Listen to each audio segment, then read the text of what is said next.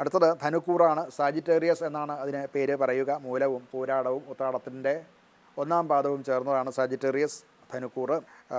കുറച്ച് ശ്രദ്ധ നമ്മുടെ പ്രവർത്തനങ്ങളിലും ഒക്കെ പ്രവർത്തന മേഖലയിലും അപ്പാടെ വേണ്ടതാണ്.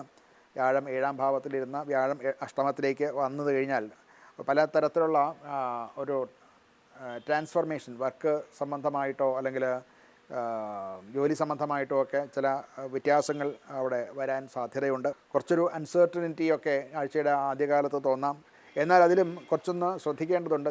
നമ്മൾ പാർട്ട്നേഴ്സുമായിട്ട് ടേംസും മറ്റും കൈകാര്യം ചെയ്യുമ്പോൾ വളരെ ശ്രദ്ധിക്കേണ്ടിയിരിക്കുന്നു. അല്ലെങ്കിൽ അവിടെ ചില ചതി പറ്റാനുള്ള സാധ്യതകൾ കാണുന്നുണ്ട്. ആഴ്ചയുടെ അവസാനം ശരിയായ മാനേജ്മെൻ്റ് ഇല്ല എന്നുണ്ടെങ്കിൽ ചില കഷ്ടനഷ്ടങ്ങൾ സംഭവിക്കാനും സാധ്യതയുണ്ട്.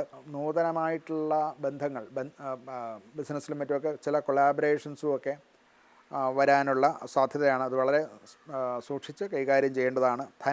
ധനവിനിയോഗത്തിലും വളരെ സൂക്ഷിച്ച് കൈകാര്യം ചെയ്യണം. എന്ന് പ്രതീക്ഷിച്ചിരിക്കാത്തതായിട്ടുള്ള ചില ചിലവുകളും ഒക്കെ ഉണ്ടാകാനുള്ള സാധ്യത കാണുന്നുണ്ട്.